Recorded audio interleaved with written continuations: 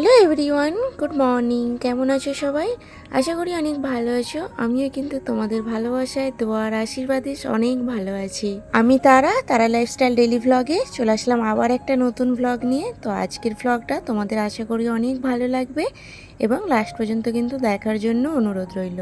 সকালবেলা ঘুম থেকে উঠে আগে ব্রাশ করতে চলে এসেছি, আর বাবু কিন্তু উঠেই আগে টিভি চালাতে চলে গেছে। ও সকালবেলাটা উঠেই ঘুমের ঘরে বলছে, মাম্মা ঘুম ছাড়ছে না, আমি একটু টিভি দেখে নিচ্ছি। তো ওর ঘুম ছাড়ার জন্য আমিও বললাম ঠিক আছে যাও, একটু 5 মিনিট দেখো, তারপর কিন্তু ব্রাশটা করে নিতে হবে। বাবুর ব্রাশটাও করিয়ে নিয়েছি। আর আজকে ব্রেকফাস্টে না তেমন কিছু ছিল না, সেই জন্য এগ বয়েল করলাম, আর সাথে কিন্তু বানানা নিয়েছি, অ্যাপেল নিয়েছি। তিনজনে কিন্তু আজকে এটাই খেয়ে নেবো। আর আমি যেহেতু অ্যাপেল না পিস করে কেটে একদম খেতে পছন্দ করি না, সেই জন্য আমার জন্য অ্যাপেলটা সবসময় গোটাই রেখে দিই।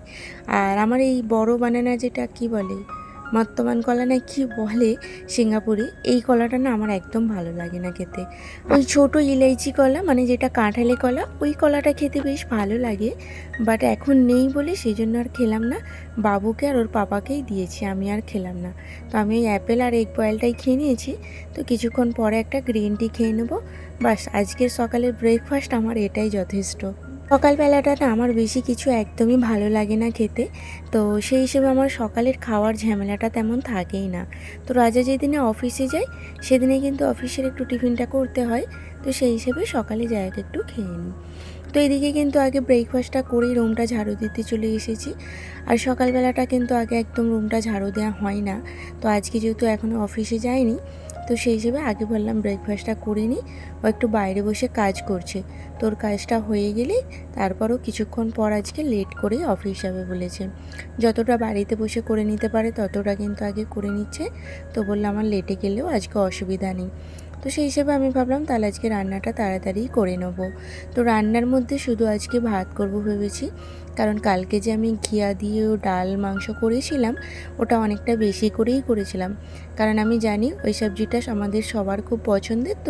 তো রাজা আবার কিন্তু একটু যদি থাকে আমার কাছ থেকে চাইবে, এই হিসেবে এখন শুধু আলু ভাতে ভাত দিয়েই ভাতটা বসিয়ে আসলাম।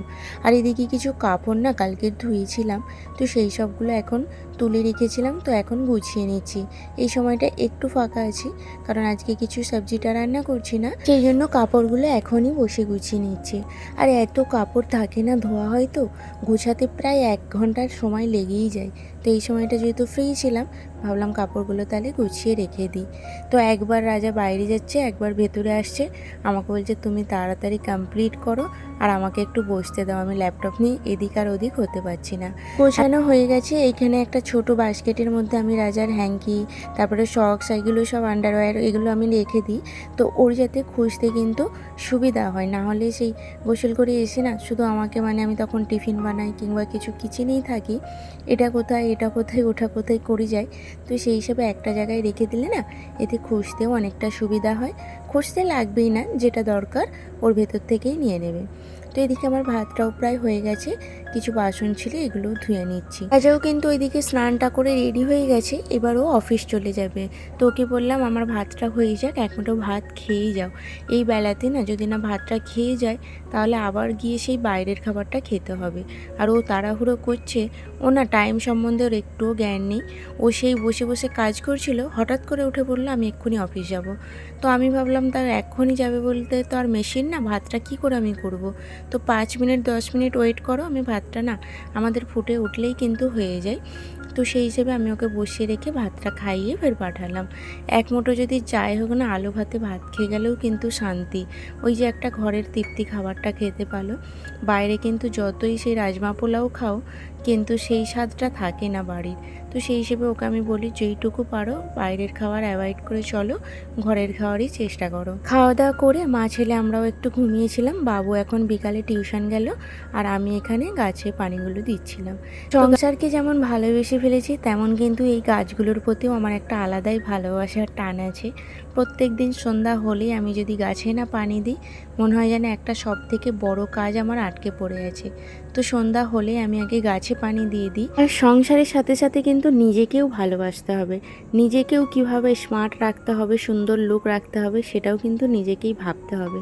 যে সংসার করছি বলে নিজের ভাবনা চিন্তাটা ছেড়ে দেবো, সব থেকে বড় কথা আগে নিজেকে ভালোবাসলে না তাহলে সবাইকে ভালোবাসতে পারবে। নিজেকে কিভাবে সুন্দর রাখা যায় তার জন্য কিন্তু আজকে আমি কিছু ব্যবস্থা করেছি, সেটা অবশ্যই তোমাদের সাথে শেয়ার করব, তবে লাস্ট পর্যন্ত কিন্তু দেখতে থাকো। এখন কিন্তু আমি ওই সন্ধ্যা না 8টা বেজে গেছে, আর রাজা না ওদের একটা একটা গোরেগাঁও মুম্বাইয়ের যে গোরেগাঁও ওখানে একটা অফিস আছে, আর একটা বাসাই অফিস আছে, আমাদের বাড়ি থেকে 15 মিনিট লাগে। ও নাকি আজকে ওই অফিসটাতেই গিয়ে বসেছিল, তো ও তাড়াতাড়ি করে চলে এসেছে, আমাকে বলেও না। হঠাৎ করে দেখি বেলটা বেজে উঠলো, ঘরটা খুলতে আমি চমকে উঠেছি, ও কোথায় থেকে চলে আসলো। তো ও আজকে সারপ্রাইজ দেবে বলেই এসেছিল। তো এসে ওই যে ল্যাপটপ চার্জে দিয়ে রেখেছে, আবার বলছে কাজ করব একটু। তো আমি তখন 2 কাপ কফি করলাম, দুজনে মিলে 2 কাপ কফি খেয়ে বাবুকে একটু পড়িয়ে নিলাম। আর এখন কিন্তু রাত্রে আজকে একটু রুটি খাবো, সেজন্য কিন্তু রুটিই বানাচ্ছি। তো সকালবেলাটাতে রুটি করা হয়নি আজকে, তো রাত্রিবেলা যেহেতু ওই দুপুরে ভাত করেছিলাম, তো মাংসের তরকারিটা না এখনও একটু আছে, তো সেই জন্য ভাবলাম গরম গরম রুটি করে না, আর ওই মাংসের তরকারিটা গরম করে খেলে ডাল যেহেতু তো ভালোই লাগবে, সেই জন্য একটু 2টো করে রুটি করে নিলাম। 4টে রুটি করলাম, দুজনে খেয়ে নেবো। এই যে রুটিগুলো এখন হয়েও গেছে, আর এখানে কিন্তু আমি বাবুর জন্য আগে প্লেটটা রেডি করে নিচ্ছি, বাবুকে খাইয়ে তারপর খেয়ে নিয়েছিলাম আমরাও। আর আজকে না আমার একটা পার্সেল এসেছিলো, তো এখন কিন্তু সেই পার্সেলটা নিয়ে বসে পড়েছি। অনেক এক্সাইটেড ছিলাম পার্সেলটা খোলার জন্য, সেই জন্য ভাবলাম না আর ধৈর্য ধরছে না, এবার কিন্তু আমি বসবো। তো আমি কিন্তু অ্যামাজনে কিছু কসমেটিক অর্ডার করেছিলাম, যেটা আমি নাইকাতে করতে গিয়েছিলাম। তো অ্যামাজনে না অফার চলছিল রাজার ফোনে, তো সেই জন্য ও বললো, আমি যেহেতু নাইকা আমার ফোন দিয়ে অর্ডার করি, আর ও অ্যামাজনে ওর ফোন দিয়ে সব কিছু অর্ডার করে। তো নাইকাতে দেখছি সবগুলোর রেট একটু বেশি, আর ওর কাছে কিন্তু অনেকটা ডিসকাউন্ট আছে।